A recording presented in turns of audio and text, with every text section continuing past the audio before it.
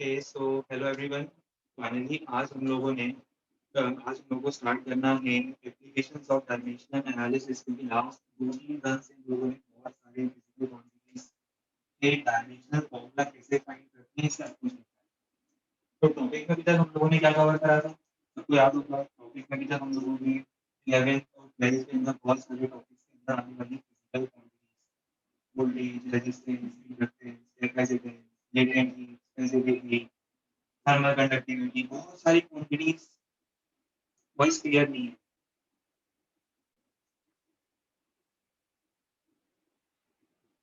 चलिए, पॉसिबल हो सकता है कि आज हो सकता है फोन चार्ज ना हो, कोई बात नहीं, ठीक।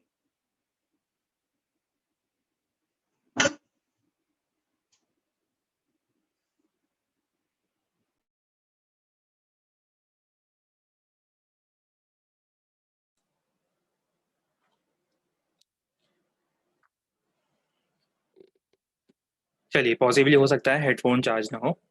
तो लास्ट टर्न तक अभी तक हम लोगों ने जो देखा था वो पोर्शन था, जितने भी फिजिकल क्वांटिटीज होती है हमने सबके डायमेंशनल फॉर्मूला फाइंड करे थे, राइट। जितने भी टॉपिक्स आए थे फिजिक्स में, पॉसिबली 1 मिनट हम रिजॉल्व कर देते हैं मैटर को।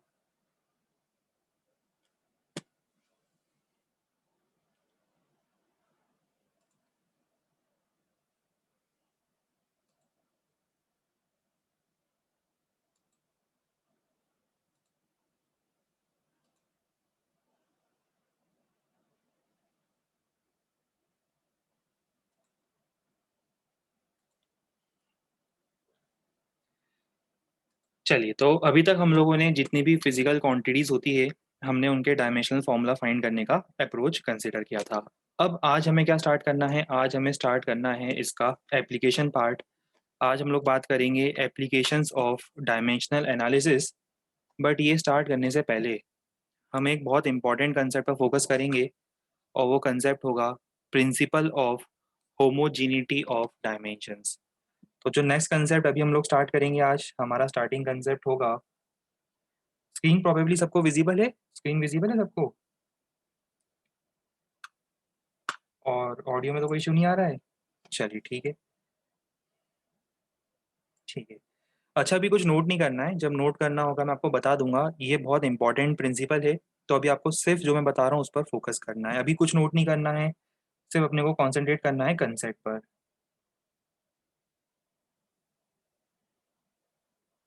अभी हम बात कर रहे हैं प्रिंसिपल ऑफ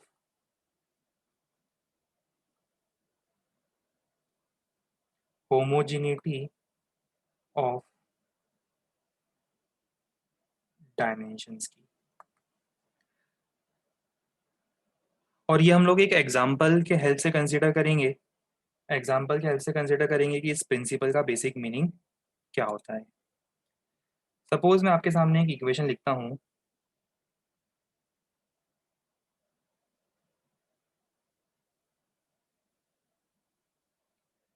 क्या सब लोग इस इक्वेशन से फैमिलियर हैं?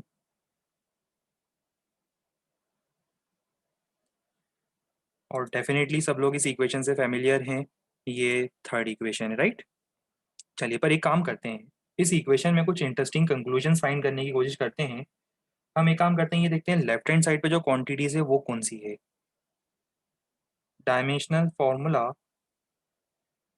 Of quantity appearing on left hand side of equation. बताओ, लेफ्ट हैंड साइड पे कौन सी क्वांटिटी है? सिर्फ एक ही क्वांटिटी है लेफ्ट हैंड साइड पर, और वो क्या है? V square. Left hand side पर क्या है? वी स्क्वायर है। क्या मैं इसका डायमेंशनल फॉर्मूला फाइंड करने की कोशिश करूं?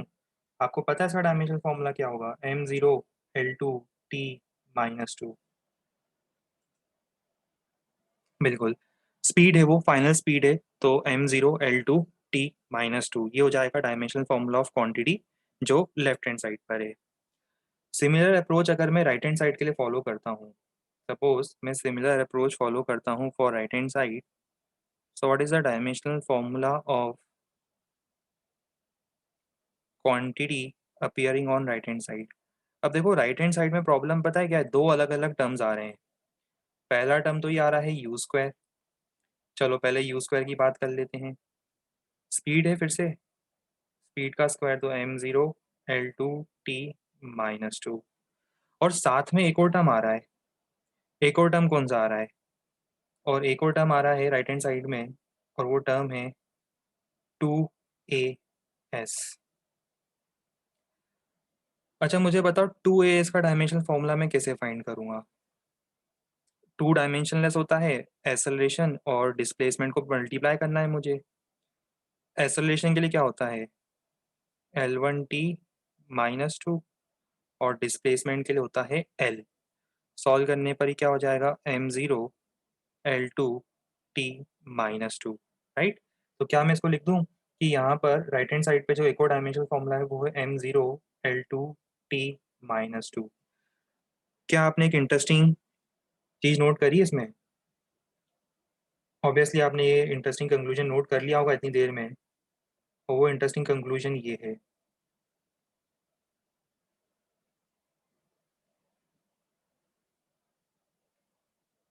किसी भी इक्वेशन के अंदर जो टर्म्स आते हैं, किसी भी इक्वेशन के अंदर जो टर्म्स आते हैं उनके अंदर कंसिस्टेंसी होनी चाहिए in terms of dimensions.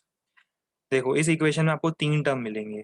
3 term कौन से थे इस इक्वेशन में? एक था v स्क्वायर, एक है u स्क्वायर, और एक टर्म था 2as। ये 3 टर्म्स थे, राइट। और देखो इन तीनों टर्म्स का डायमेंशनल फॉर्मूला आपको बिल्कुल सेम मिल रहा है, सिमिलर मिल रहा है, और इसी को हम लोग बोलते हैं, और इसी को हम लोग बोलते हैं होमोजीनिटी ऑफ डायमेंशंस। क्या बोलते हैं इसको हम लोग? इसी को हम लोग डिफाइन करते हैं होमोजीनिटी। होमोजीनिटी मतलब सिमिलैरिटी है डायमेंशंस में। तो जब भी आपको इस टाइप की इक्वेशन मिलती है, ध्यान रखना फिजिक्स की इक्वेशंस हमेशा हमेशा principal of homogeneity of dimensions को फॉलो करेगी। अभी मैं डेफिनेशन लिखवाऊंगा, डेफिनेशन से पहले अभी हम पहले समझते हैं। इससे हमें एक चीज़ समझ में आई कि इक्वेशन के अंदर, फिजिक्स की इक्वेशन के अंदर हमें क्या होगा, जो भी क्वांटिटीज लेफ्ट हैंड साइड पे मिलेगी उनके डायमेंशनल फॉर्मूला किससे मैच करेंगे? राइट हैंड साइड पर आने वाली क्वांटिटी के डायमेंशनल फॉर्मूला से मैच करेंगे। तो इन शॉर्ट में क्या लिख सकता हूँ?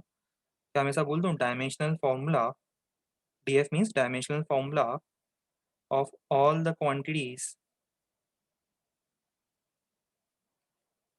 dimensional formula of all the quantities on left hand side of an equation must be consistent. Consistent means same. Consistent means they should be same. किससे सेम होने चाहिए? To the dimensional formula of what? Dimensional formula of quantities appearing on right hand side of the equation.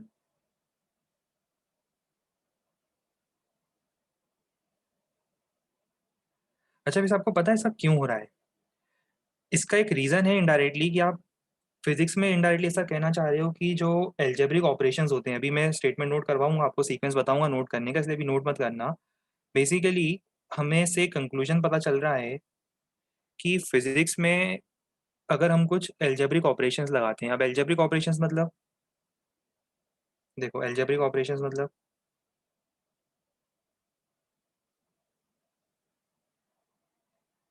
Algebraic operations होते हैं addition, subtraction, multiplication, division. ये basic algebraic operations होते हैं, और equality में अलग से लिख रहा हूँ, ठीक है। ये कुछ बेसिक एल्जेब्रिक ऑपरेशंस हैं। इसमें से ध्यान रखना 3 important algebraic operations: addition, subtraction और इक्वालिटी। एडिशन, सब्ट्रैक्शन और इक्वालिटी उन्हीं क्वांटिटीज के बीच में वैलिड है जिनके डायमेंशन सेम होंगे। जैसे एग्जांपल, बहुत सिंपल सी बात है कि आप मुझे ये बताओ, क्या ये पॉसिबल है 3 kg में 2 kg ऐड करना? डेफिनेटली पॉसिबल है, और आंसर आएगा 5 kg, राइट। 3 kg शुगर थी, उसमें एक्स्ट्रा 2 kg हमने शुगर मिक्स करी, तो हमें 5 kg शुगर मिलेगी। पॉसिबल है। पर क्या ऐसा पॉसिबल है कि आपने कभी ऐसा ट्राई किया है क्या कि 3 kg में 2 मीटर ऐड कर दिया हो और आपको 5 एम्पियर मिल जाए? कितना अच्छा लग रहा है देखकर। Is it possible? कर दें ऐसा, चलेगा? क्यों नहीं चलेगा? क्योंकि देखो, जब आप लिख रहे हो यहाँ पे अलजेब्रिक ऑपरेशंस में से कौन से, एडिशन और इक्वालिटी, एडिशन और इक्वालिटी बराबरी के लोगों में होती है। एडिशन सब्ट्रैक्शन इक्वालिटी क्या होगा, बराबरी के लोगों में होगी, मतलब जिनके डायमेंशनल फॉर्मूला तो कम से कम सेम हो, यूनिट या कम से कम डायमेंशनल फॉर्मूला तो सेम हो, तभी तो बात बनेगी। आप किलोग्राम में मीटर थोड़ा जोड़ सकते हो, या ऐसा थोड़ा कर सकते हो कि 3 kg में आपने 2 सेकेंड जोड़ दिया और आपको मिल गया 5 डिग्री सेल्सियस। नहीं कर सकते ना। या सब्ट्रैक्शन भी नहीं कर सकता मैं, यहाँ पर सब्ट्रैक्शन करके ऐसा नहीं लिख सकता मैं कि ये हो जाएगा 3 kg minus 2 seconds is equal to 1 kelvin या 1 जूल। Is it possible? नहीं है पॉसिबल, राइट। पॉसिबिलिटी कब है, जब आप सेम टाइप के यूनिट्स या सेम टाइप के डायमेंशनल फॉर्मूला के बीच में एडिशन सब्ट्रैक्शन इक्वालिटी, मैं फिर से रिपीट करूंगा, एडिशन सब्ट्रैक्शन इक्वालिटी, इनके लिए बहुत ज़रूरी है कि यूनिट्स का या डायमेंशनल फार्मूला का सेम होना। पर एक चीज़ है, मल्टीप्लिकेशन डिवीजन पॉसिबल है। ये देखो, multiplication and division, they are possible even between physical quantities having different dimensions. करते ही हो ना आप मल्टीप्लाई। देखो जैसे एग्जांपल, एक ब्लॉक है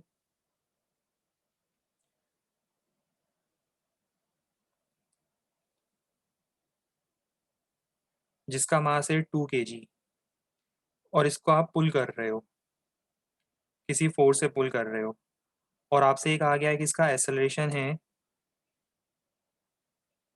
मैंने आपसे ये बोल दिया कि इसका एक्सेलरेशन है 5 मीटर पर सेकेंड स्क्वायर। तो बताओ फोर्स कितना होगा। सबको पता है फोर्स कितना होगा, सबको आंसर पता है कि फोर्स कितना होगा, फोर्स विल बी 10 न्यूटन। पर आप कर क्या रहे हो, देखो फोर्स के लिए मास इंटू एक्सेलरेशन कर रहे हो।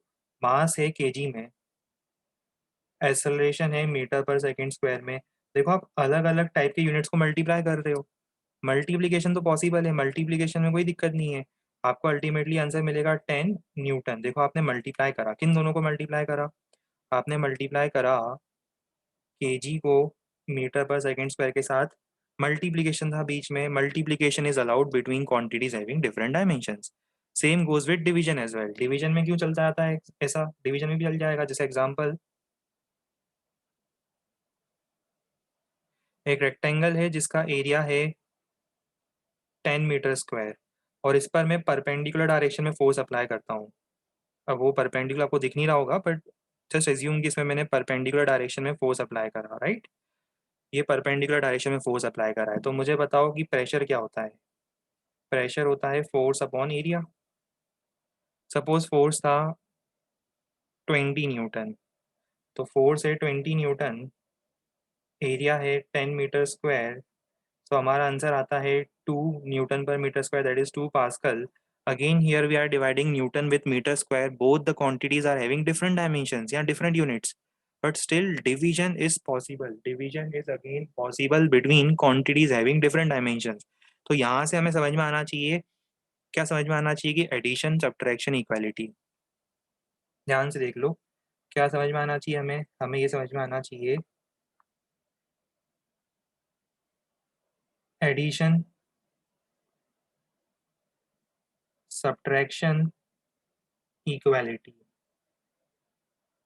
ये हम तभी लगा सकते हैं, कब लगा सकते हैं बताओ, जब फिजिकल क्वांटिटीज का डायमेंशनल फॉर्मूला क्या हो, सेम हो या यूनिट सेम हो। दूसरा क्या बच गया, दूसरा बच गया मल्टीप्लिकेशन एंड डिवीजन। तो मल्टीप्लिकेशन एंड डिवीजन में कोई रूल नहीं है, वो आप किसी भी इंस्टेंट पर अप्लाई कर सकते हो, even if the quantities have different units और dimension, still multiplication and division is possible. ये पॉसिबल है। यहाँ पर अगर पॉसिबिलिटी करनी है हमें एडिशन सब्ट्रैक्शन इक्वालिटी में, तो कम से कम डायमेंशंस या यूनिट्स सेम होने चाहिए, कंसिस्टेंट होने चाहिए, और इसी को हम बोलते हैं principal of homogeneity of dimension. जहाँ जहाँ इक्वालिटी आ रही है, लेफ्ट हैंड साइड और राइट हैंड साइड के बीच में इक्वालिटी आती है, तो वहाँ पर क्या होना चाहिए, यूनिट्स और डायमेंशनल फॉर्मूला सेम आना चाहिए।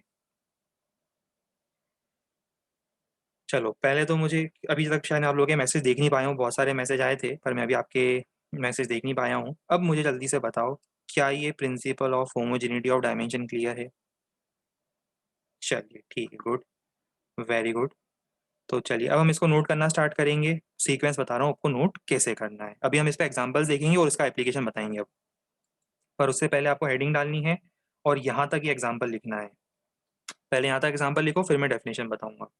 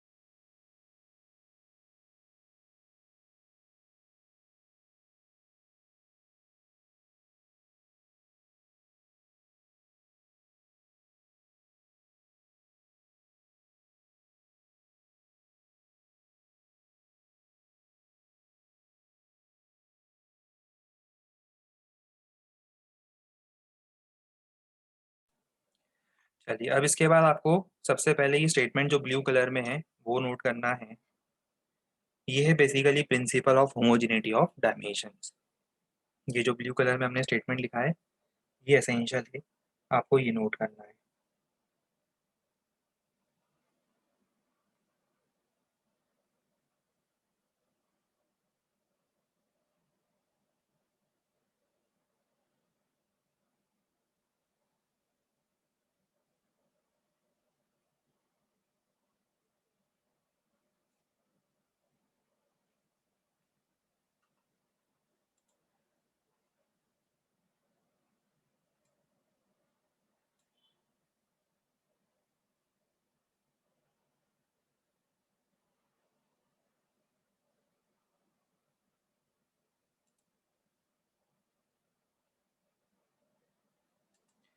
हम ऑलरेडी सबको सफिशिएंट टाइम दे रहे हैं नोट करने के लिए और इतने सफिशिएंट टाइम में सबको नोट करना है।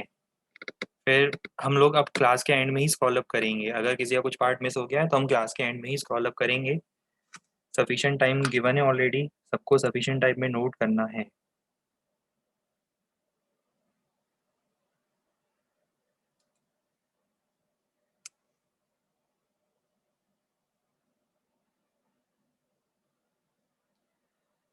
चलिए स्टेटमेंट नोट कर लिया।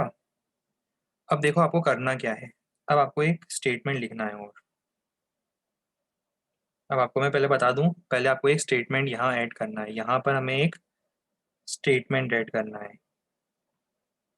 यहाँ हम एक स्टेटमेंट ऐड करेंगे। मैं स्टेटमेंट बता रहा हूँ, स्टेटमेंट लिखो। From here we can conclude that, from here we can conclude that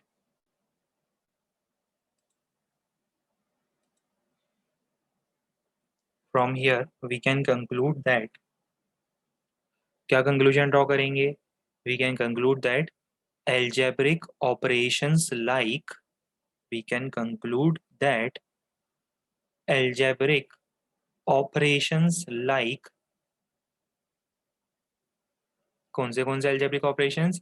like addition, subtraction और equality। तीन algebraic operations हैं, addition, subtraction और equality। addition, subtraction और equality is valid, is valid, is valid only between, is valid only between quantities having same dimensions, is valid only between quantities having same dimensions. उसके बाद statement change करो, next line में लिखो but multiplication और division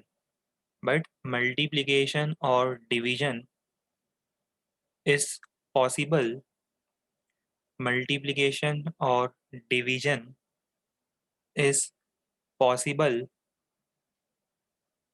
even between multiplication or division is possible even between quantities having different dimensions. Multiplication or division is possible even between quantities having different dimensions. अब एक काम करो, जैसा मैं बता रहा हूँ एग्जाम्पल लिखना इसके नीचे, स्टेटमेंट कंप्लीट होने के बाद एग्जाम्पल लिखना है हमें ये।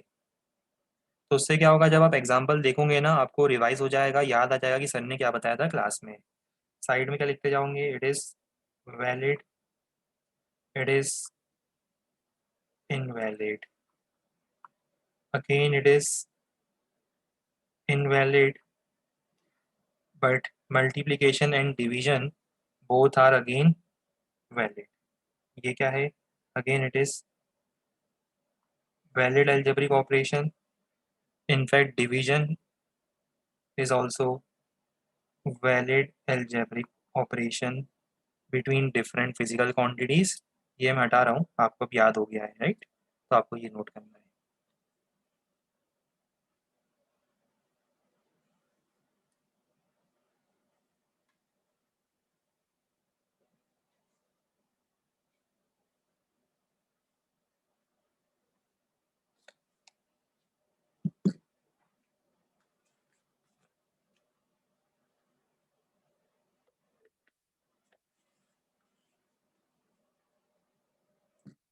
अच्छा, वैसे एक इंटरेस्टिंग बात है, आपको नोइंगली या अननोइंगली ये पहले से पता होगा, मतलब पहले से पता था। ये जरूर हो सकता है कि आपको इसका नाम नहीं पता हो कि इसको हम प्रिंसिपल ऑफ होमोजेनिटी बोलते हैं, बट सबको ये तो पता था कि चलो एडिशन सब्ट्रैक्शन इक्वालिटी हम लगा सकते हैं, तो वो सिर्फ सिमिलर यूनिट्स या डायमेंशनल फॉर्मूला के बीच में लगा सकते हैं। तो इनडायरेक्टली आप लोग को ये पता तो जरूर था, बट अब इसका एप्लीकेशन क्या है, फिजिक्स में यूज़ क्या है, वो सब हम आगे डिस्कस करेंगे। अभी इसी के हेल्प से हम लोग डायमेंशनल एनालिसिस करते हैं, वो आगे हम बताएंगे। पहले तो इस पर कुछ क्वेश्चंस करेंगे, फिर आज हम स्टार्ट करेंगे एप्लीकेशन ऑफ डायमेंशनल एनालिसिस।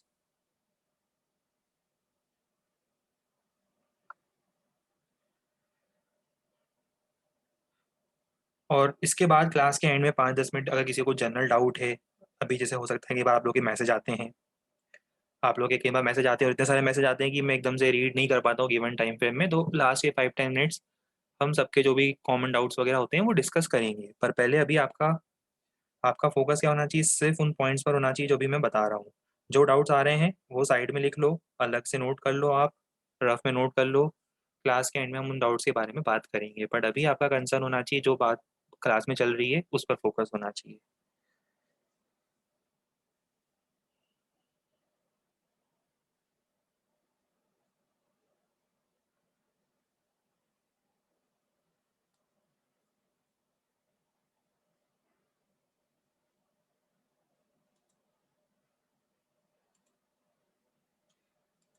चलिए डन, नोट कर लिया होगा सब लोगों ने।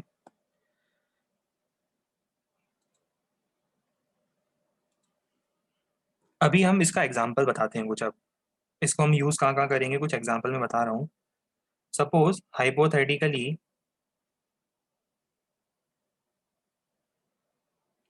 मैं आपको एक इक्वेशन देता हूँ, अभी आपको सिर्फ देखना है, ये क्वेश्चन मैं सॉल्व करके बता रहा हूँ, आपको सिर्फ देखना है। सपोज मैं आपको एक इक्वेशन देता हूँ,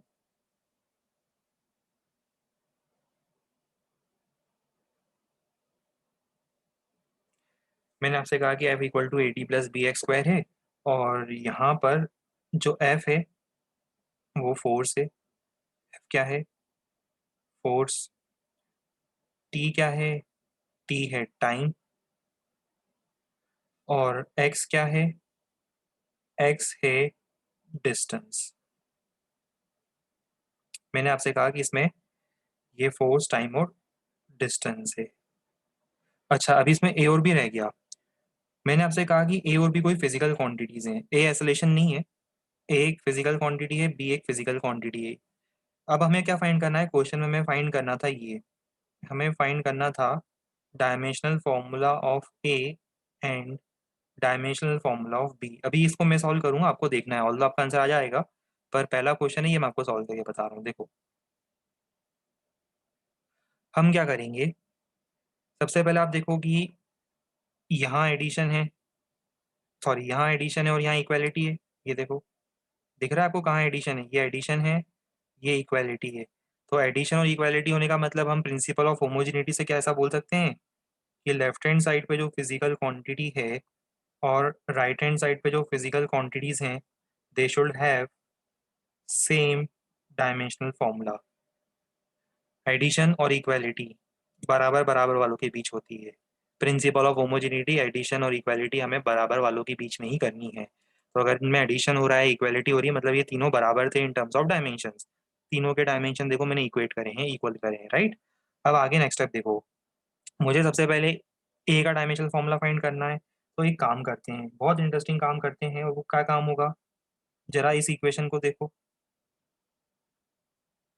यहाँ से क्या मैं ऐसा बोल सकता हूँ, इस इक्वेशन से क्या मैं ऐसा बोल सकता हूँ, dimensional formula of A is equal two dimensional formula of force divided by time. और फोर्स के लिए क्या होता है, m1 l1 t minus two divided by time के लिए t। तो यहाँ से क्या आ जाएगा बताओ, m1 l1 t माइनस 3।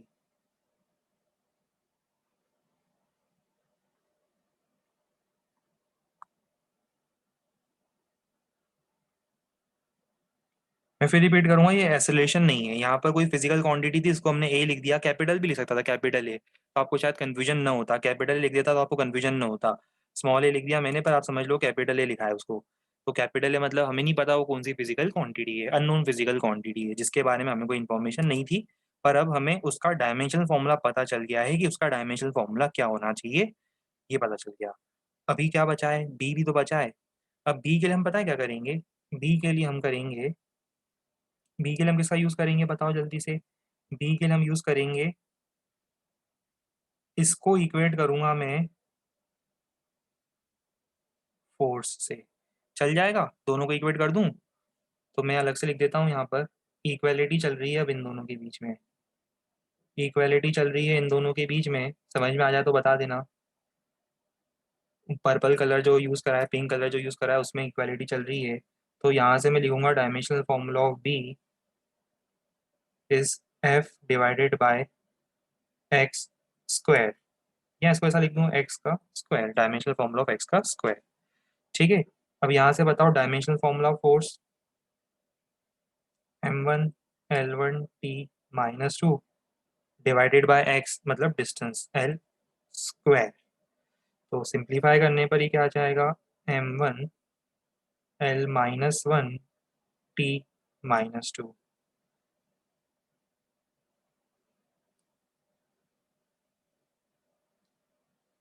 ये हो जाएगा dimensional formula of second quantity B जो हमसे पूछा गया था।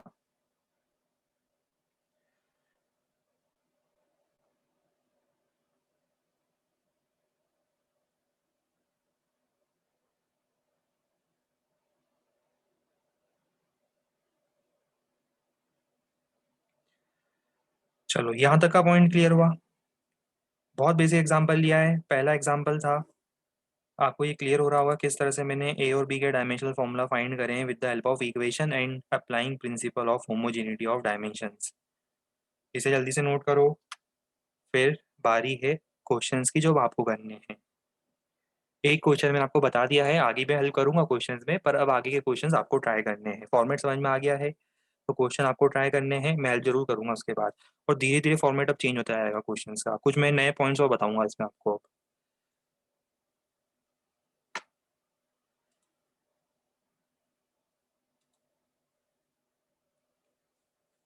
अच्छा, मीनवाइल क्लास नोट्स जैसे अभी मैं लिख रहा हूँ ना, उतने ही अच्छे से आपको क्लास नोट्स मेंटेन करने हैं।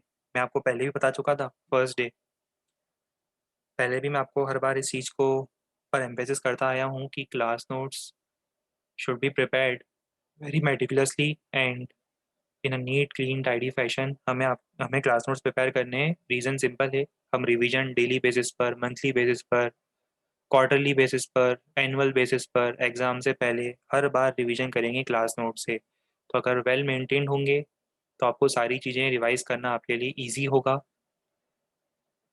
सीक्वेंस नहीं रखोगे चीज़ों का, गड़बड़ लिखोगे, सब कुछ इधर उधर लिखोगे, तो अगेन रिवीजन में आपको ही प्रॉब्लम आएगी। क्लास नोट्स प्रॉपरली बनाना हमारा बहुत एसेंशियल टास्क होगा।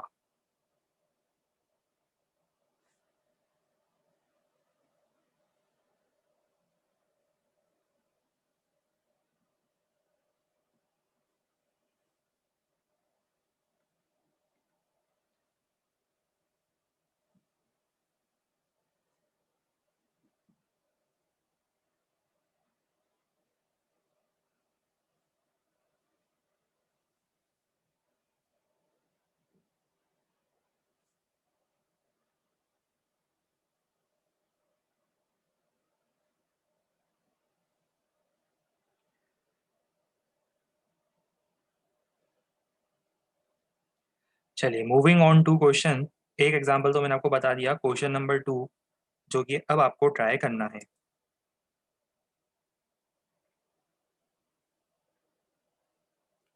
मान लो मैंने आपको एक इक्वेशन दे दी, हाइपोथेटिकली मैं आपको एक इक्वेशन दे देता हूँ, v equal to capital A T plus B oblique C minus T. बहुत सारी क्वांटिटीज आ गई इस इक्वेशन में, है ना। ये जो आप इक्वेशन देख रहे हो आपके सामने, इसके अंदर बहुत सारी फिजिकल क्वांटिटीज आ चुकी है।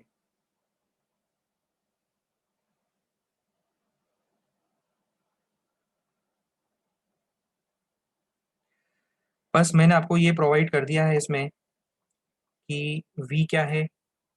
मैंने आपको टर्मिनोलॉजी बता दी है इसमें कि v स्पीड है और t क्या है, t है टाइम।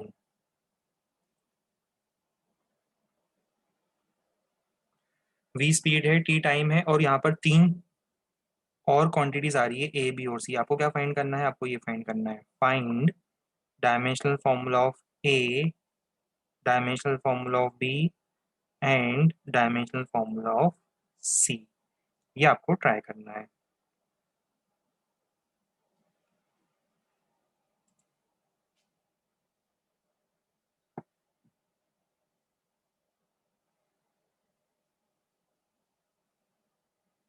अरे वाह, देखो कितनी बढ़िया बात है, क्वेश्चन देते ही आंसर आ गए, सही आंसर आ गए। बढ़िया, गुड, वेरी गुड। चलो फिर भी 30 सेकेंड्स और दे देता हूँ, किसी की अगर स्पीड अभी स्लो है वो भी जल्दी से कैचअप कर लेगा। 30 सेकेंड्स का टाइम फ्रेम दे देते हैं सबको।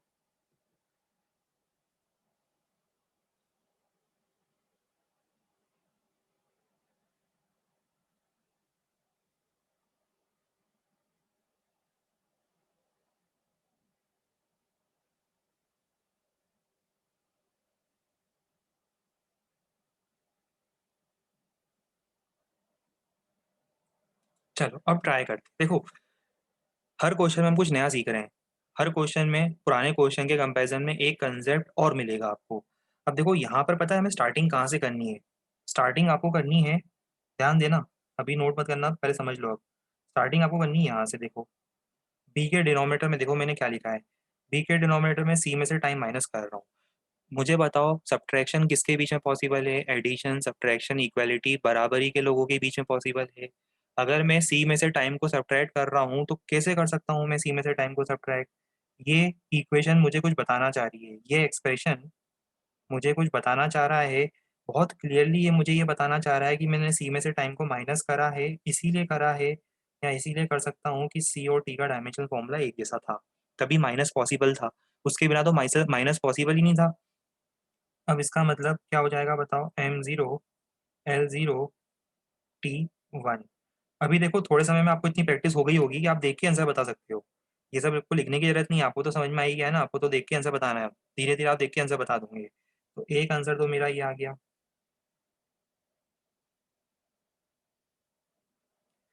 चलो अब इसके बाद एक काम करते हैं, अपन थोड़ी देर के लिए सी के बाद पहले ए पर फोकस करते हैं, बी पर आएंगे अपन, पहले अब ए पर फोकस करते हैं। ये देखो ये ए लिखा है, ये ए आया यहाँ पर, ठीक है। अच्छा ये देखो ये इक्वालिटी है, ये इक्वालिटी यहाँ आई है,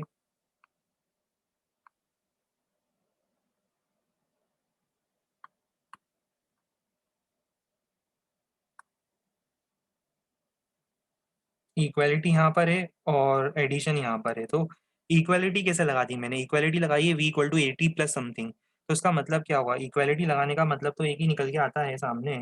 इक्वालिटी लगाने का मतलब ये निकल के आता है सामने कि आपको क्या करना है, आपको बहुत सिंपल सा काम करना है, वो ये करना है कि v और 80 के डायमेंशनल फॉर्मूला सेम करने हैं। तो dimensional formula of v should match with the dimensional formula of 80। यहाँ से मैं क्या फाइंड कर सकता हूँ, यहाँ से मैं फाइंड कर सकता हूँ dimensional formula of A is dimensional formula of V divided by V के लिए क्या हो जाएगा, m0 L1 t -1 divided by time के लिए t। तो यहाँ से मुझे सेकंड आंसर मिल जाएगा, ए के लिए मुझे आंसर मिल जाएगा m0 L1 t -2।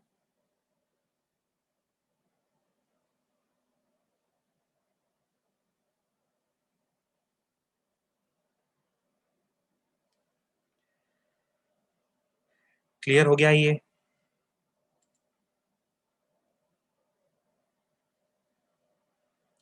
देखो इस बीच एक बहुत खराब डाउट आया है, बुरा मत मानना, बट एक बहुत खराब डाउट आया है, क्योंकि आपने पूछा, हम बता देते हैं आपको, शायद बीच में भी कंफ्यूजन आ जाएगा।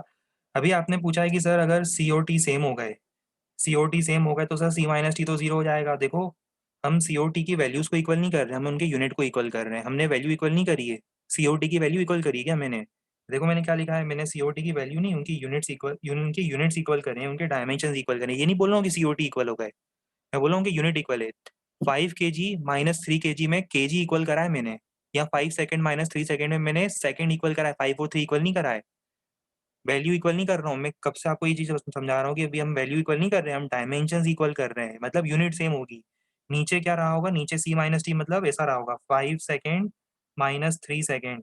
तो मैं 5 = 3 नहीं कर रहा हूँ, मैं कर रहा हूँ second equal to second, dimension same कर रहा हूँ, यूनिट सेम कर रहा हूँ, मैं वैल्यू सेम नहीं कर रहा हूँ, मैग्नीट्यूड सेम नहीं कर रहा हूँ मैं।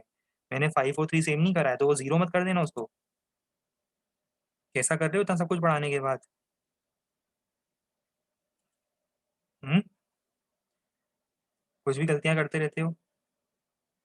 अच्छा अब देखो नेक्स्ट, बी मुझे फाइंड करना है, तो बी के लिए पता है मैं क्या करूंगा, देखो लेफ्ट हैंड साइड और राइट हैंड साइड के डायमेंशनल फॉर्मूला सेम करने हैं। ऊपर आपके कॉपी में इक्वेशन लिखी हुई v equal to B upon C minus T. मैं क्या लिखूंगा, dimensional formula of v equal to,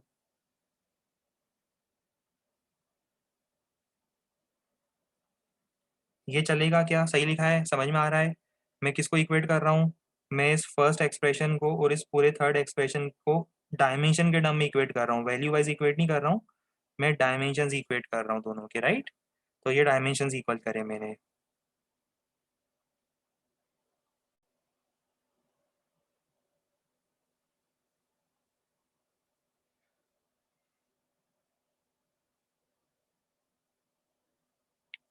क्या आ जाएगा ये v इंटू सी माइनस टी। जरा मुझे बताओ v का डायमेंशनल फॉर्मूला क्या होगा, v का डायमेंशनल फॉर्मूला होगा m0 L1 t -1।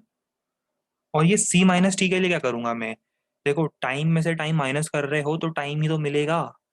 c minus T, time में से टाइम माइनस किया है तो टाइम ही मिलेगा, 5 सेकेंड -3 सेकेंड 2 सेकेंड, टाइम में से टाइम माइनस करेंगे टाइम मिलेगा।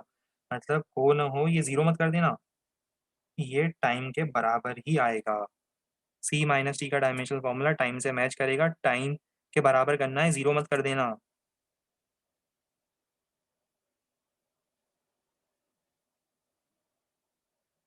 ये हो जाएगा dimensional formula of B.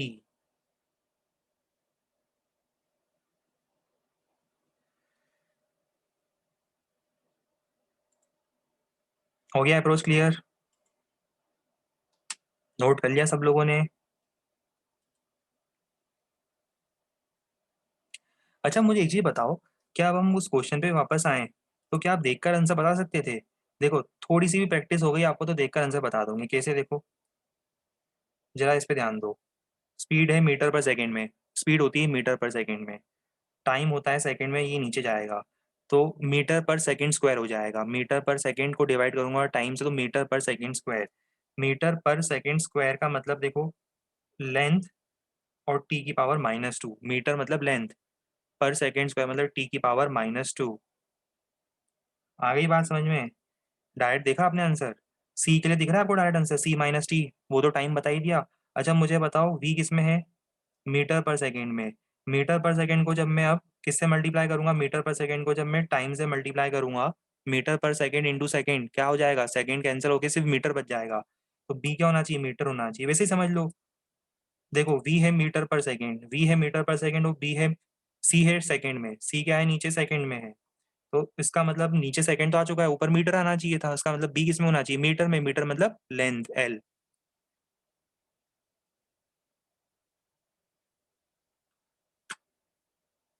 Confuse तो नहीं हो गए?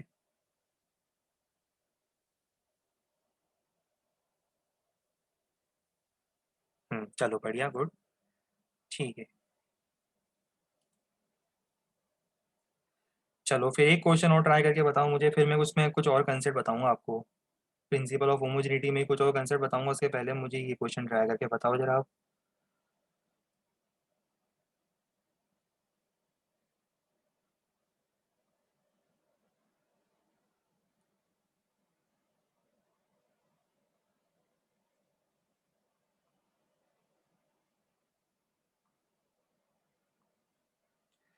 मैंने आपको एक इक्वेशन दी है आपके सामने,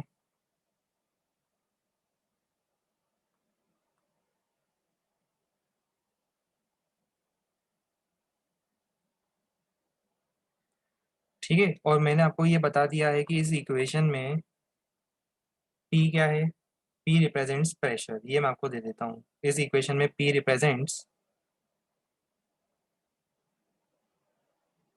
प्रेशर और T रिप्रेजेंट्स टाइम,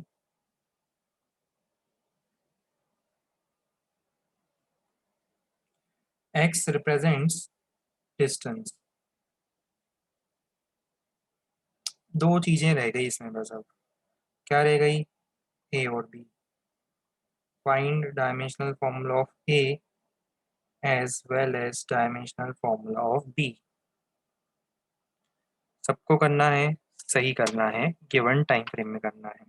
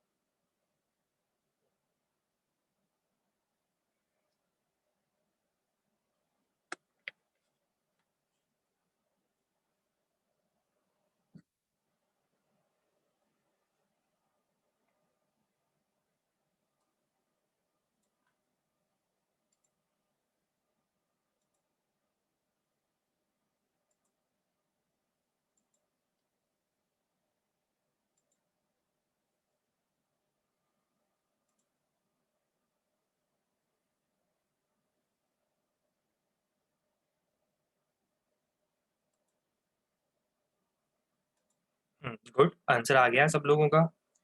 करें ट्राई, देखते हैं, चलो ट्राई करके देखते हैं। स्टार्टिंग आपको पता थी, है ना? अब आप कंफर्टेबल हो गए हो, अब आपको समझ में आने लगा है। स्टार्टिंग आपको पता है कहाँ से करने वाला हूँ मैं। स्टार्टिंग में करूँगा B-T से। अगर मैं B में से T माइनस कर रहा हूँ तो इसका एक ही रीज़न है, इसके पीछे एक ही रीज़न हो सकता है और कोई रीज़न नहीं हो सकता है। वो रीज़न हो सकता है जब B और T के डायमेंशनल फॉर्मूला मैच करें। तो डायरेक्ट लिख दो M0 L0 T1। ये तो आंसर आना ही था, इस आंसर में तो हमें कोई डाउट था ही नहीं कभी।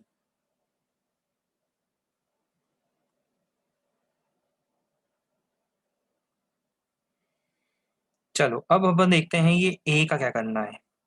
पूरी इक्वेशन लाते हैं फिर से नीचे, A X square upon B minus T.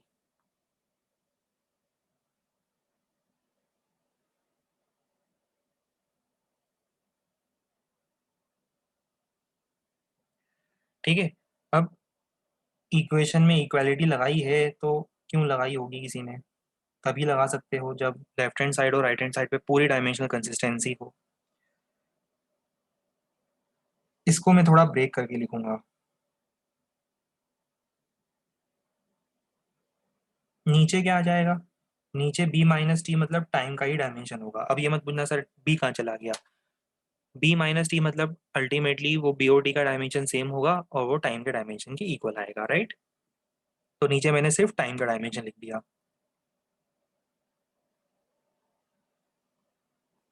Dimensional formula of pressure, time divided by X का square. Pressure force upon area, याद आ रहा है? बहुत स्टार्टिंग में हमने पढ़ाया था फोर्स अपॉन एरिया। और टाइम, टाइम के लिए T. X square, x square क्या हो जाएगा? एक्स स्क्वायर हो जाएगा L square.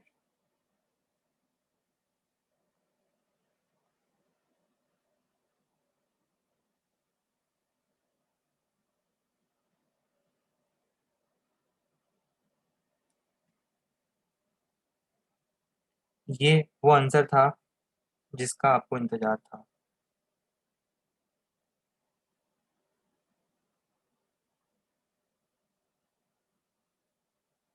Dimensional formula of A.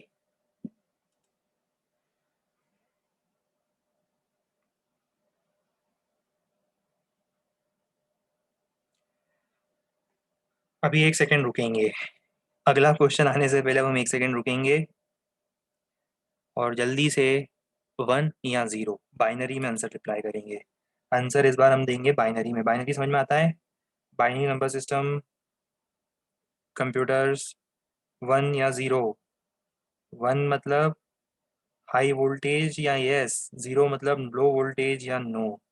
Answer अपन देंगे 1 या 0 में, बाइनरी नंबर में आंसर देंगे। बहुत बढ़िया, गुड। बीच में एक आध 0 हटा दें तो हर जगह 1 ही 1 है। बीच में एक आध 0 तो कहीं ना कहीं आ ही जाता है, ठीक है, पर ऑलमोस्ट हर जगह 1 ही 1 है। चलो बढ़िया, गुड, वेरी गुड।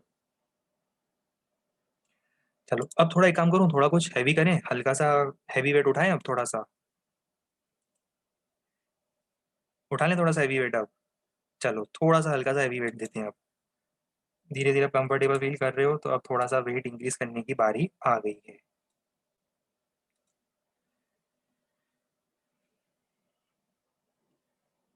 चलो अब हम आपको इक्वेशन दे रहे हैं। क्वेश्चन कौन सा है? शायद 4 है ना ये। y equal to A sine K X minus omega T. एक ही बार में पूरा है, दो तीन कंसेप्ट आ जाएंगे अब इस क्वेश्चन में। एक साथ में दो तीन कंसेप्ट डिस्कस करूंगा इस क्वेश्चन में। वैसे मैं आपको ये बता दूं कि ये जो इक्वेशन आपके सामने मैंने लिखी है, ये इक्वेशन आगे जाकर आपको बहुत परेशान करने वाली है। जब हम 11th क्लास के एंड में वेव्स पढ़ेंगे, ये इक्वेशन मिलेगी आपको। परेशान क्यों करेगी? मेहनत लगती है इस इक्वेशन को समझने में। जब हम उस इक्वेशन को समझेंगे, इसका मीनिंग क्या होता है, वेव्स क्या होती है, थोड़ा सा मेहनत का काम है, दिमाग का काम है, तब एफर्ट लगते हैं समझने में। पर अभी हमें इक्वेशन थोड़ा ना समझनी है। अभी तो हमने आपको बताया इक्वेशन तो हम पढ़ेंगे। ये इक्वेशन आएगी वेव्स में। हमारे वेव्स की इक्वेशन है ये, हमारे सिलेबस में ये वेव्स की इक्वेशन है। आगे जाकर ये आएगी 11th क्लास में। वेव को रिप्रेजेंट करती है, अभी उससे मतलब नहीं है। अभी मतलब ये है कि आपको एक इक्वेशन दी है मैंने फिजिक्स की, उसमें मैंने आपको बोल दिया कि यहाँ पर भाई y क्या है, x और y डिस्टेंस है। x और y दोनों क्या है? दोनों है डिस्टेंस। एक x डायरेक्शन का डिस्टेंस है, दूसरा y डायरेक्शन का डिस्टेंस है। x डायरेक्शन और y डायरेक्शन के डिस्टेंस है x और y, ठीक है। और साथ में ये दे दिया कि t क्या है? t है टाइम। बस इतना दिया है कि t है टाइम। क्या क्या नहीं दिया है मैंने आपको? मैंने आपको बहुत सारी चीजें नहीं दी है। ए, के और ओमेगा, तीनों के डायमेंशन फॉर्मूला फाइंड करो। थोड़ा लॉजिक लगाना, मैंने कंसेप्ट नहीं बताया है, मैं चाहता हूँ कि आप खुद से वो कंसेप्ट निकाल पाओ। हालांकि मैं डिस्कस करूंगा अभी इसका कंसेप्ट, मैं सॉल्यूशन में डिस्कस करूंगा, पर मैं चाहता हूँ कि वो कंसेप्ट आपका खुद से स्ट्राइक होना शुरू हो जाए। जब आप क्वेश्चन की खुद से एनालिसिस कर पाओगे बिना हमारे कंसेप्ट बताए, तब जाके मजा आएगा।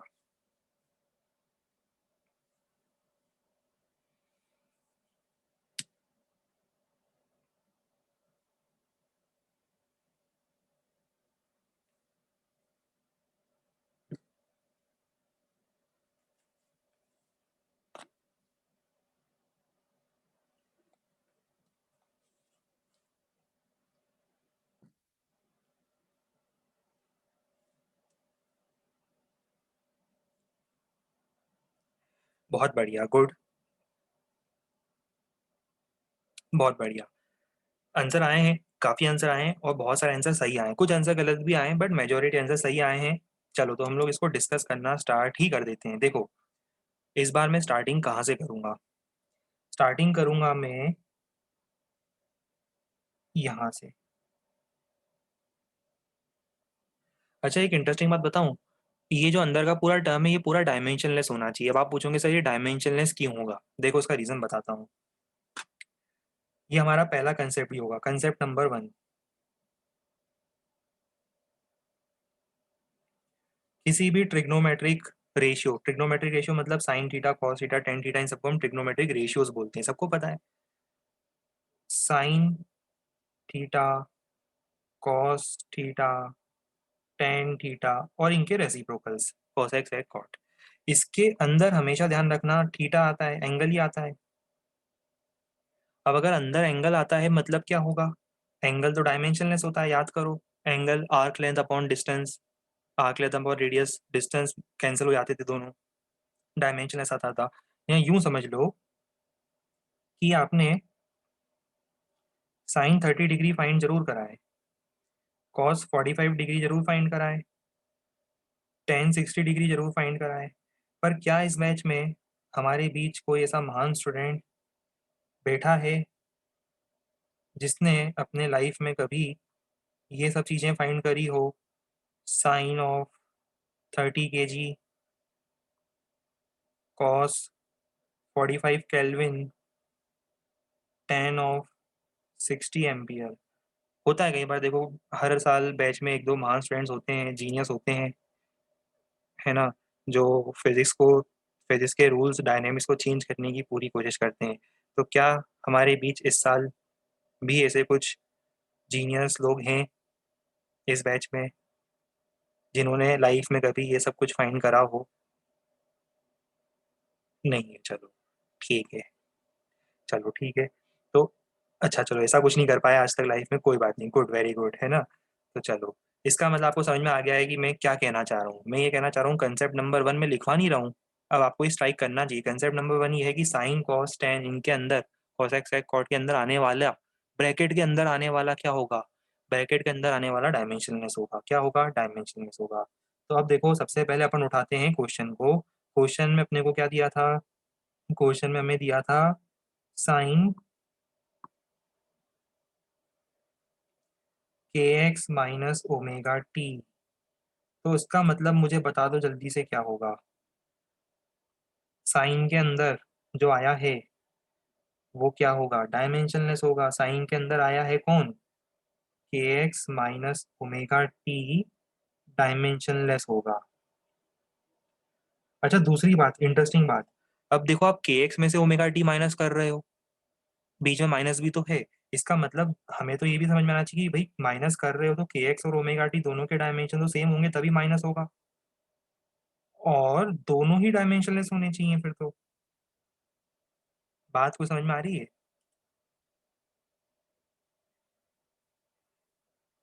के एक्स में से ओमेगा टी आपने माइनस करा, स्टार्टिंग तो यहीं से हुई स्टोरी की, स्टोरी तो शुरू पहले ही हो चुकी थी। स्टोरी की शुरुआत तो बहुत पहले हो चुकी थी, जब आपने के एक्स में से ओमेगा टी को माइनस कर दिया था, स्टोरी तो तब से शुरू हो चुकी थी। साइन तो बाद में आया, sign K X minus omega T तो बाद में आया, पहले ही के एक्स ने और ओमेगा टी ने डिसाइड कर लिया, मामला आपस में डिसाइड कर लिया कि दोनों की डायमेंशन हम सेम रखेंगे। क्यों रखेंगे? क्योंकि दोनों ने अपने बीच में क्या लगा दिया? एक अलजेब्रिक ऑपरेशन लगा दिया। क्या लगा दिया? Algebraic operation. कौन सा? माइनस का। तो ये स्टोरी पहले ही लिखी जा चुकी थी। क्या लिखी जा चुकी थी? ये स्टोरी पहले ही लिखी जा चुकी थी कि के एक्स और ओमेगा टी क्या होंगे? के एक्स और ओमेगा टी क्या होंगे? डायमेंशन लेस होंगे। और दोनों डायमेंशन लेस क्या होंगे? M zero L zero T zero होंगे। अच्छा, अब देखो, मैं आपको बताऊंगा क्वेश्चन डायरेक्टली भी आंसर कैसे करना है, पर अभी अपन कंसेप्ट पे जा रहे हैं। फिर मैं आपको बताऊंगा क्वेश्चन डायरेक्ट आंसर कैसे करना है, वो भी बताऊंगा मैं। अच्छा, एक काम करो, इसको उठाओ और इसको उठाओ। तो देखो क्या लिख सकता हूँ। यहाँ से मैं लिख सकता हूँ के का dimensional formula should be divided by dimensional formula of x. Green colour coding पे भी ध्यान देना, मैं कलर कोडिंग भी करता हूँ।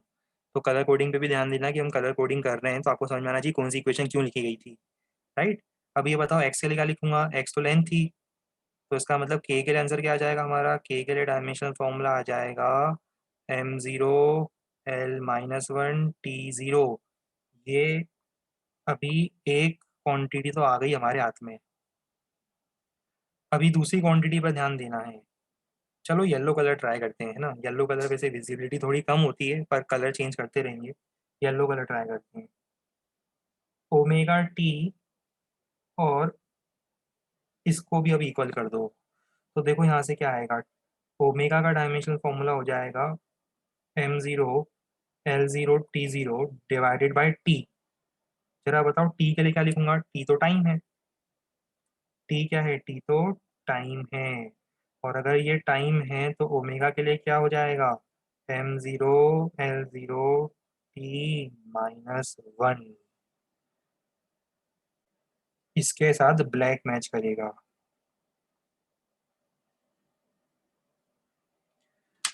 अभी स्टोरी खत्म नहीं हुई है, मैं फिर से समझाऊंगा अभी।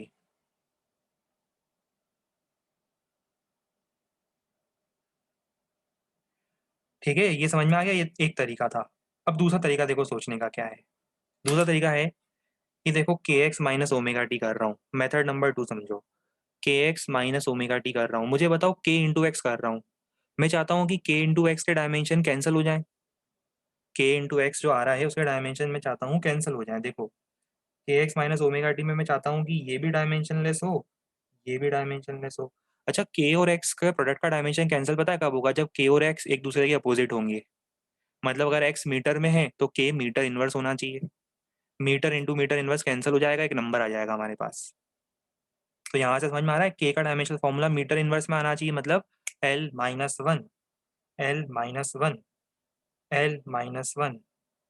Similarly omega into T, omega into T. Omega और टी एक दूसरे के अपोजिट होने चाहिए डायमेंशन वाइज, तभी तो कैंसिल करेंगे। टाइम होता है अगर सेकंड में, तो ओमेगा को होना चाहिए सेकंड इनवर्स में। सेकंड इनवर्स मतलब T minus one, T minus one.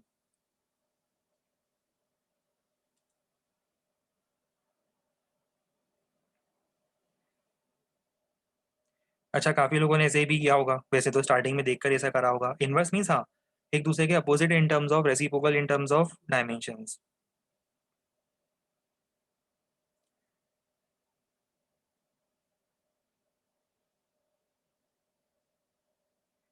ना ना ना ना, ओमेगा फ्रीक्वेंसी नहीं है, ओमेगा एंगुलर फ्रीक्वेंसी। आप चिंता मत करो। ठीक है, अभी कंफ्यूज मत हो आप। ठीक है, ये ओमेगा कौन सा ओमेगा है, इसमें अभी हमने आपको बताया ना, कंफ्यूज होने की जरूरत नहीं है। अभी कंसेप्ट पे फोकस करो जो मैं बता रहा हूँ। अभी इस कंसेप्ट पे फोकस मत करो कि ओमेगा क्या है। क्यों? क्योंकि मैंने बताया ना, हर एक सिंबल का अलग अलग चैप्टर में थोड़ा सा अलग अलग मीनिंग हो सकता है। ठीक है। अब ये ओमेगा इंटू टी कैसे आता है इक्वेशन में, ये तो हम बेस तक आते आते सीख जाएंगे पूरा। जब तक हमारा सेशन एंड होगा तब तक आप समझ जाओगे कि ओमेगा इंटू टी जो सर ने बताया था सेशन के स्टार्टिंग में, तब हमें कंफ्यूजन आ रहा था। तब हम सर को परेशान कर रहे थे। सर बार बार हमें समझाना चाह रहे थे कि अभी मत पूछो, अभी मत पूछो, अभी मत पूछो, ये हम आगे जब पढ़ेंगे तब हमें समझ में आ जाएगा। तब एक दिन आपको रियलाइज होगा कि आप लोग कितने गलत थे और आपके सर कितने सही थे, कि उन्होंने कहा भी था कि अभी हमें परेशान मत करो, आगे जाकर ये सब चीज़ें आपको खुद ब खुद पता चलती जाएगी कि ओमेगा टी क्यों आ रहा है, कैसे आ रहा है, क्यों आ गया फिजिक्स में, कहाँ से आ गया, क्या डेरिवेशन होता है। अभी तो आपको सिर्फ इस बात पे फोकस करना है कि जो मैं बता रहा हूँ इस टॉपिक का थीम, वो क्लियर है या नहीं है, बस। बाद में धीरे-धीरे हम समझेंगे ना सारी चीज़ें, कंसेप्ट धीरे-धीरे हम ऐड करेंगे ना तब। हर टॉपिक में इक्वेशंस आती आएगी, जो इक्वेशन आपने इस चैप्टर में देखी ना, हर वो इक्वेशन जो आपने इस चैप्टर में देखी है, हर वो इक्वेशन आपको फिज़िक्स में बहुत डिटेल में देखना है 11th और 12th में। अभी चिंता मत करो ओमेगा क्या है ना? ओमेगा के बारे में सोच के अभी अपने रातों की नींद खराब मत करो, ओमेगा है कुछ। क्या है वो धीरे-धीरे जैसे स्टोरी आगे बढ़ेगी आपको पता चलता जाएगा। एक दिन ऐसा भी आएगा जब आपको ओमेगा के बारे में सारी इन्फॉर्मेशन मिल जाएगी, पर वो दिन आज नहीं है, अभी हमें वेट करना है थोड़ा, ठीक है? अभी हमें जो कंसेप्ट बताया उस पे ध्यान देना है। अब एक और चीज़ इंटरेस्टिंग बताता हूँ मैं आपको, यहाँ तक तो आपने कर लिया, साइन के अंदर का काम आपने कंप्लीट कर दिया। मतलब अभी तक आपने पता क्या करा? अभी तक मैंने आपको बहुत बड़ी इक्वेशन दी थी, पर अभी तक आपने फ़ोकस तो पूरी इक्वेशन पे करा ही नहीं। अभी तक आपने पता है फ़ोकस किस बात पे करा?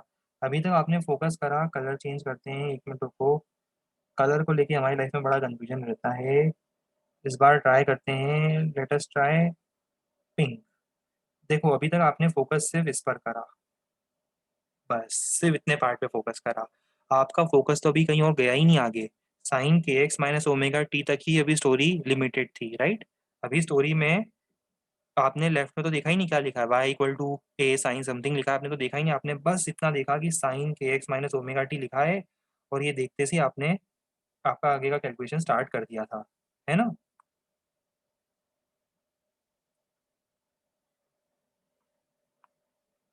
चलो अब हम स्टोरी को आगे बढ़ाते हैं। अभी आपका फ़ोकस था सिर्फ़ इस बात पर और अब आपके सामने पूरी इक्वेशन रखी हुई थी।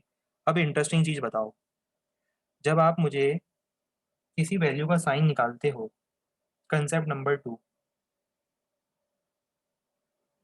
कंसेप्ट नंबर 2 ये कहता है कि जब आप किसी चीज़ का साइन थीटा निकालते हो, साइन 30 डिग्री निकाला है? कितना आता है? बताओ ज़रा जल्दी से। साइन 30 डिग्री निकाला है कभी? 1/2। कॉस 30 डिग्री या चलो कॉस 45 डिग्री 1/√2। ये सब क्या आ रहे हैं? ये सब तो एक नंबर आ रहा है, नंबर आ रहा है। इसके आगे पीछे तो कुछ है ही नहीं। सब एक नंबर आ रहा है। क्या कोई ऐसा महान है इस बैच में जिसने इसको हाफ केजी या हाँ 1/√2 एम्पियर निकाला हो कभी? नहीं करा ऐसा, चलो बढ़िया। मतलब क्या होता है जब हम इनका वैल्यू निकालते हैं तो ये आता है एक प्योर नंबर, एक नंबर आता है। और नंबर्स क्या होते हैं? Numbers are always dimensionless. ये क्या होते हैं अपने आप में? They are obviously dimensionless. Story समझ में आ गई होगी कि इस तरह से हमें फिजिक्स में जब भी साइन थीटा कॉस थीटा वाले टर्म मिले तो अल्टीमेटली सॉल्व करने पर वो नंबर आएंगे। अब हम आते हैं हमारी ओरिजिनल इक्वेशन पे जो हमें क्वेश्चन में दी गई थी। क्वेश्चन में दिया था ये y equal to A sine omega T minus K X. समझ जाओ, ये पूरा तो डायमेंशनलेस है, ये पूरा डायमेंशनलेस है। ये बोल रहा है मैं तो डायमेंशनलेस हूँ और यहाँ इक्वलिटी लगी हुई है। इक्वलिटी की लाइफ में बड़ी प्रॉब्लम है। इक्वलिटी बोलती है कि principal of homogeneity of dimension को फॉलो करो। इक्वलिटी बोल रही है, क्या बोल रही है? इक्वलिटी बोल रही है कि principal of homogeneity of dimension को फॉलो करो, नहीं तो इक्वलिटी को बुरा लग जाएगा। और ये साइन क्या बोल रहा है? साइन बोल रहा है मैं तो डायमेंशनलेस हूँ, तो इसका मतलब y और a आपस में मिलकर क्या कर लेते हैं? आपस में मिलकर अपने डायमेंशन को इक्वल कर लेते हैं। क्यों कर लेते हैं? तभी जाकर principal of homogeneity of dimension applicable होगा, क्योंकि ये तो एक नंबर आएगा। देखो ये तो एक नंबर आएगा, नंबर तो मतलब डायमेंशनलेस हुआ। नंबर के बाद बचा क्या राइट हैंड साइड पर? ए। लेफ्ट हैंड साइड पर क्या बचा? वाई। तो इसका मतलब बीच में अगर इक्वालिटी है तो वाई और ए के डायमेंशंस क्या होने चाहिए? मैच करने चाहिए। अब वाई का डायमेंशन क्या था? वाई तो डिस्टेंस था, इसका मतलब ए भी क्या होना चाहिए? Distance m0 l1 t0। बाद में मत बोलना कि सर अभी भी कंफ्यूजन है। और इस तरह के क्वेश्चन अगर आते हैं आगे जाकर कभी भी, तो फिर मत बोलना कि सर हमसे ऐसे क्वेश्चन नहीं बनते हैं। सारे कंसेप्ट बता रहा हूँ मैं आपको, साइन वाले कंसेप्ट भी बता रहा हूँ, प्रिंसिपल ऑफ होमोजेनिटी के अंदर जो जो कंसेप्ट रिक्वायर्ड थे वो सारे कंसेप्ट अब धीरे धीरे मैं ऐड करता जा रहा हूँ। डायमेंशन निकालना सीख चुके थे हम पहले वाली क्लासेस में, आज हम लोग प्रिंसिपल ऑफ होमोजेनिटी पर वर्क कर रहे हैं सिर्फ।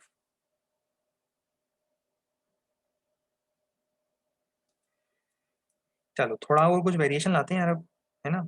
ये तो साइन वगैरह वाले कंसेप्ट हो गए, ट्रिग्नोमेट्री कंसेप्ट हो गए, कुछ और कंसेप्ट की बात करते हैं। चलो करो, एक क्वेश्चन और ट्राई करो अब आप लोग। कौन सा क्वेश्चन है आज का? क्वेश्चन नंबर ही हो जाएगा 5।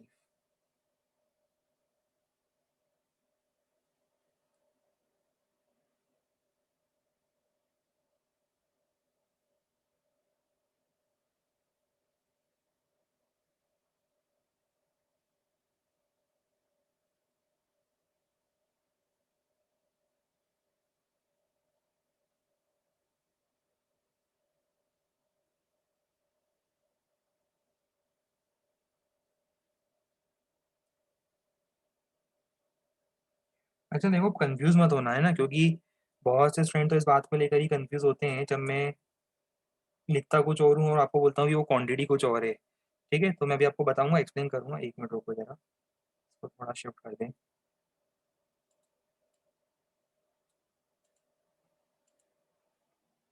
क्वेश्चन नंबर 5, ये आपको एक इक्वेशन दी हुई है ना। इसमें मैंने आपसे बोल दिया कि इस इक्वेशन के अंदर P है प्रेशर।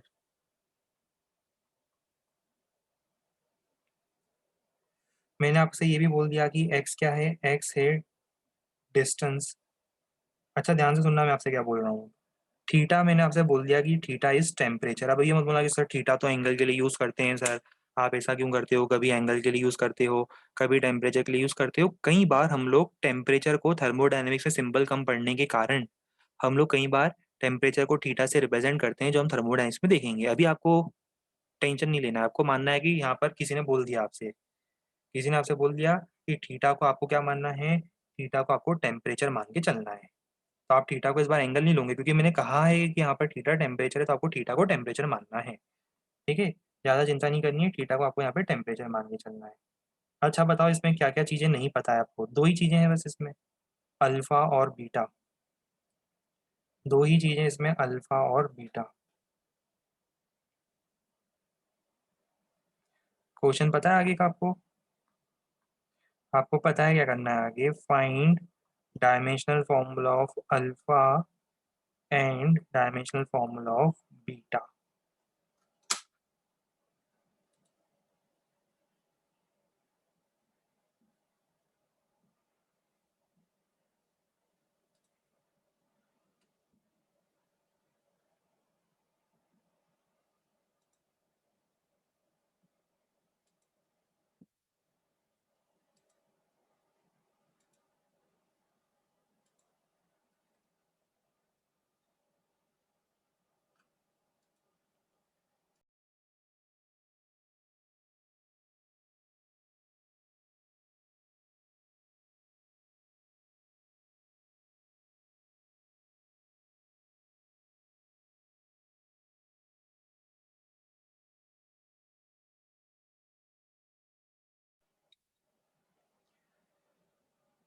बहुत बढ़िया। देखो, यही फायदा होता है जो स्टूडेंट्स ऑलरेडी मेरे कहने पर ऑलरेडी एक बार पहले से ही क्लास में आने से पहले रिवाइज करके आते हैं और नई चीज़ें पढ़कर आते हैं।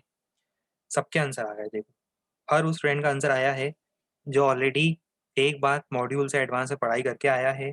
मैंने कहा था पढ़ के आना है पहले से, चीज़ें क्लास में कनेक्टिविटी बेटर डेवलप होती है। बहुत बढ़िया, गुड, वेरी गुड। चलो आओ इसका कंसेप्ट डिस्कस करते हैं, है ना। देखो सुनो, यहाँ एक आया नया कंसेप्ट।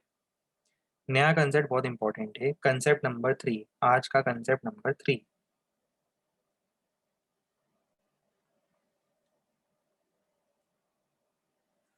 प्रोबेबली आज के दिन का आखिरी कंसेप्ट भी होगा ये शायद। चलो मुझे ये बताओ, क्या आपने कभी 2 to the power of 3 find करा है? कितना होता है? वाह, गुड। इतनी जल्दी मैसेज आ गए सब लोगों के कि मैसेजिंग वाला जो पोर्शन है वही हैंग हो जाता है इसमें जूम में। कई बार इतने ज़्यादा जल्दी आप लोग एंथुसियास्टिकली मैसेज करने लग जाते हो कि जब मैं ओपन करने की कोशिश करता हूँ तो वो एकदम से सिस्टम हैंग हो जाता है, इतने सारे मैसेज आ जाते हैं एकदम से। Good, very good. चलो 2 to the power of 3 8 होता है, सबको पता है, आपको भी पता है, मुझे भी पता है, सबको पता है। आपने फाइंड करा है मतलब हमेशा। क्या कभी कोई ऐसा हमारे बीच, कोई ऐसा इंटेलिजेंट स्टूडेंट हो सकता है बैठा हो जिसने 2 to the power of 3 kg find करा हो कभी, या 3 to the power of 2, मतलब जो कि 9 होता है, वो फाइंड करने के बजाय उसने 3 to the power of 2 ampere find करा हो? या हो सकता है भाई कोई प्रेजेंट हो जिसने 4 क्यूब फाइंड करने के बजाय 4 की पावर 3 न्यूटन फाइंड करा होगा अभी लाइफ में, पावर में उसने 3 न्यूटन लिख दिया। बढ़िया, मतलब समझ में आ गया आपको, मीनिंग समझ में आ गया। Good, very good. क्या समझ में आया मीनिंग? जब भी हम किसी नंबर की कोई पावर रेज करते हैं, whenever a number is raise to some power, ये नंबर है, ये उसकी पावर है।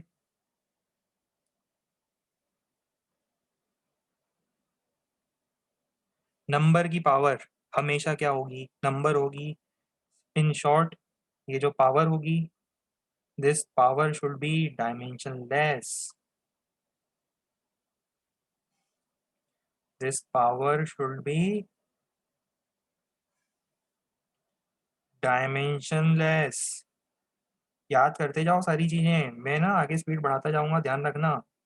और जरूरी है कि क्लास में जो बताता जा रहा हूँ वो सबको याद होता जाए। पावर मतलब वो पावर में समझ लेना, वर्क पावर एनर्जी वाली पावर है। कुछ मान लोग होंगे जो इसको पावर को वर्क पावर एनर्जी वाली पावर समझ रहे होंगे। अभी 2 मिनट में क्वेश्चन आ जाएंगे लोगों के, सर आपने 2 दिन पहले तो सिखाया था पावर की डायमेंशन तो वो होती है, और सर आज आप पढ़ा रहे हो कि पावर डायमेंशनलेस है। सर हम कंफ्यूज हो गए। तो कंफ्यूजन होना नहीं चाहिए लाइफ में ऐसा कोई। समझ में आ रही है बात? एक्सपोनेंट्स की बात कर रहे हैं।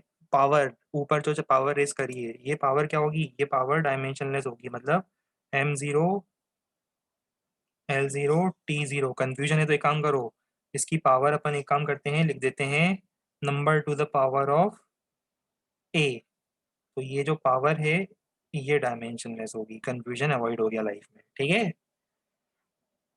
क्योंकि क्या होता है ना, स्टूडेंट की लाइफ सबसे ज़्यादा कंफ्यूजिंग लाइफ होती है। सबसे ज़्यादा अगर किसी की लाइफ में कंफ्यूजन होता है तो वो स्टूडेंट की ही लाइफ होती है जिसमें सबसे ज़्यादा कंफ्यूजन होते हैं। ठीक है, तो ध्यान रखना, ये नंबर की पावर हम लिख रहे हैं a, जो कि डायमेंशनलेस है। कंफ्यूज तो नहीं हो रहे हो? समझ में आ रहा है कुछ? क्लियर हो रहा है? कर दें फिर आज टाइम एक्सटेंड? थक तो नहीं गए हो? बैटरी डाउन तो नहीं होगी आप लोगों की? है कंप्लीट एनर्जी अभी भी? बहुत बढ़िया, गुड, वेरी गुड। चलो, ये होना चाहिए एनर्जी लेवल। ठीक है, चलो। तो अभी देखते हैं इस क्वेश्चन में अब क्या करना है। अभी हमें करना पता है, बहुत सिंपल सी चीज़ है। सिंपल सी चीज़ पता है हमें क्या करनी है? ये नंबर दिखा हमें, और नंबर की दिखी हमें एक पावर, और जैसे ही हमने पावर देखी हम खुश हो गए। हम जैसी पावर देख रहे हैं यहाँ पर, नंबर की पावर चढ़ी हुई है, तो हम खुश हो गए एकदम से। और खुश नहीं हो गए क्योंकि हमें समझ में आ गया कि B X square by theta, B X square by theta to की पावर बी, मतलब beta X square by theta में ये पावर चढ़ी हुई है। तो इसका एक ही लॉजिकल कंक्लूजन में निकाल सकता हूँ, इसका एक ही मैं लॉजिकल कंक्लूजन निकाल सकता हूँ। क्या होगा वो? Beta X square by theta should be dimensionless. अच्छा ये बताओ, ये डायमेंशनलेस होने का मतलब तो एक ही चीज होगी, न्यूमरेटर डिनोमिनेटर के डायमेंशन मैच कर दो। या ऐसा बोलूं कि बीटा का डायमेंशनल फॉर्मूला हो जाएगा theta divided by X square.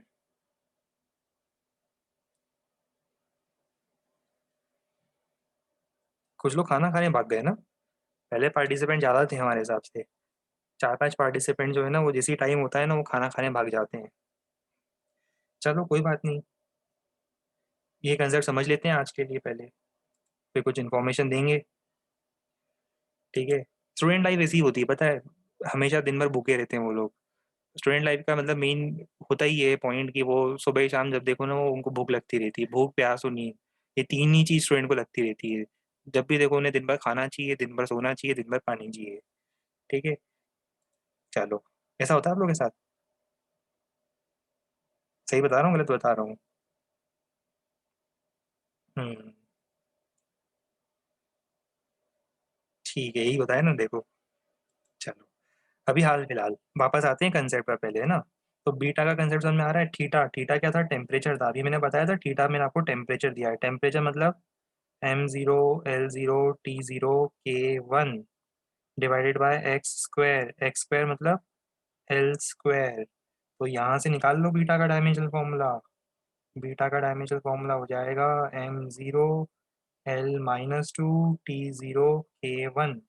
कुछ लोगों ने तो क्या करा होगा, क्वेश्चन देख के आंसर बता दिया होगा।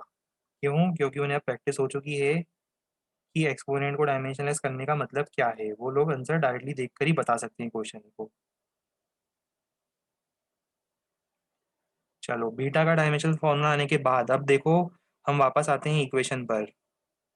अब एक इंटरेस्टिंग बात और समझ लो। एक इंटरेस्टिंग बात और ये है कि ये पूरा नंबर भी चला जाएगा, ये पूरा डायमेंशनलेस होगा। क्यों होगा बताओ? नंबर की पावर, नंबर वो भी एक नंबर ही आएगा। 2 to the power of 3 8 होता है, आगे पीछे कोई यूनिट नहीं है उसके। 2 to the power of 3 8 होता है, आगे पीछे कोई यूनिट नहीं है। मतलब ये पूरा चला गया डायमेंशनलेस। ये जो पूरा दिख रहा है आपको, ये जो मैंने हाईलाइट कर देता हूँ मैं,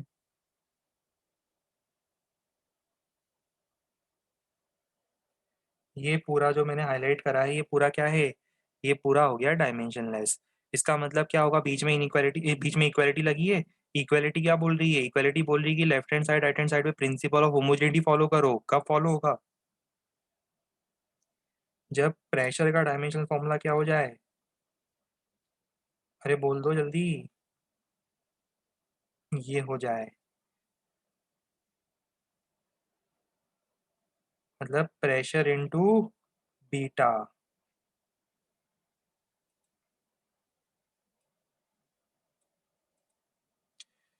चलो बताओ प्रेशर के लिए, m1 L-1 T-2 समझ में आता है? फोर्स डिवाइड बाय, किसी को याद नहीं हो तो फोर्स डिवाइड बाय एरिया कर लेना। m1 L1 T-2 divide by L square. Pressure हो जाएगा। बीटा के लिए क्या करा था अभी हमने? फाइंड करा था। शॉर्ट में लिख रहा हूँ इसको, L-2 K⁻1। ठीक है, तो m1 L-3 T-2 K+1।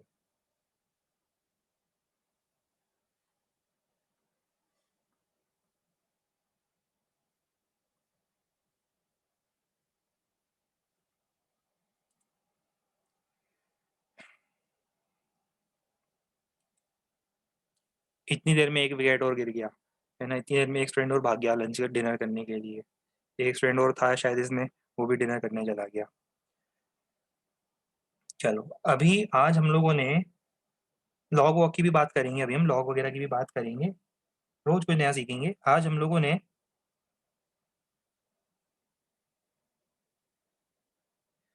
बात करी principal of homogeneity of dimension की। वैसे मुझे कुछ एप्लीकेशंस बताने थे, पर वो मैं एप्लीकेशन बता नहीं पाया। पर ऑब्वियस है कि अब नेक्स्ट टाइम पर हम लोग जब भी मिलेंगे, कल परसों जब भी हमारी नेक्स्ट क्लास होती है, अभी एक और इन्फॉर्मेशन देनी से जाना मत, रुकना, अभी कहीं जाना मत।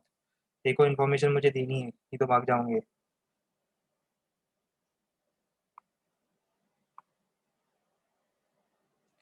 ये तो पहली बात आज के कंसेप्ट की एंडिंग हो गई। नेक्स्ट टर्न पर मतलब शायद कल के बजाय शायद हमारी क्लास है परसों, राइट? डे आफ्टर टुमारो हमारी क्लास है। तो जब भी हम मिलेंगे डे आफ्टर टुमारो, हम लोग उस दिन मिलेंगे, तब हम लोग बात करेंगे एप्लीकेशंस ऑफ डायमेंशनल एनालिसिस की। होमवर्क अगर कुछ होगा तो मैं डिसाइड करके आपके ग्रुप पे पोस्ट कर दूंगा। अगर कुछ होमवर्क मुझे देना होगा, मैं आपके ग्रुप पे पोस्ट कर दूंगा। मीनवाइल, आपकी कल डाउट क्लास है, राइट? कल डाउट क्लास है शायद हम लोगों की। कल डाउट क्लास है तो हम उसे रखेंगे 1 to 2। किसी को प्रॉब्लम तो नहीं है 1 to 2 में? आफ्टरनून 1 to 2, 1 घंटा जल्दी मिलेंगे हम लोग। 1 आवर अर्ली मिलेंगे हम लोग। 1 आवर अर्ली मतलब 2 to 3 नहीं मिलेंगे हम लोग, हम मिलेंगे 1 to 2। ठीक है, हाँ, 1 to 2 मिलेंगे। लिंक आपके ग्रुप में मैं पोस्ट कर दूंगा। ठीक है, याद रखना 1 to 2, भूल मत जाना। ऐसा नहीं हो कि 2 बजे का इंतजार कर रहे हो और भूल गए, माइंड से स्किप हो गया। ध्यान रखना 1 से 2। ठीक, चलो इसी के साथ। अच्छा, सेशन इंजॉयबल था नहीं था? फिजिक्स इंजॉयबल लग रहा है नहीं लग रहा है? कैसा लग रहा है फिजिक्स ओवरऑल? समझ में आ रहा है नहीं आ रहा है समझ में? कि सिर्फ कलर ही कलर दिखाई दे रहे हैं, पर कुछ समझ में ही नहीं आ रहा है?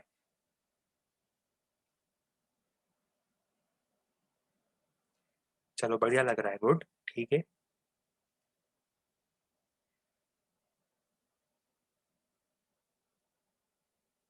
बढ़िया, गुड। अच्छा, हमने एक प्रैक्टिस शीट दी। अब जिसको जाना है वो जा सकता है ना, जनरल डिस्कशन चल रहा है। जिसको जाना है वो जा सकता है। शायद कोई प्रैक्टिस शीट के बारे में कुछ पूछ रहा है मुझसे, राइट?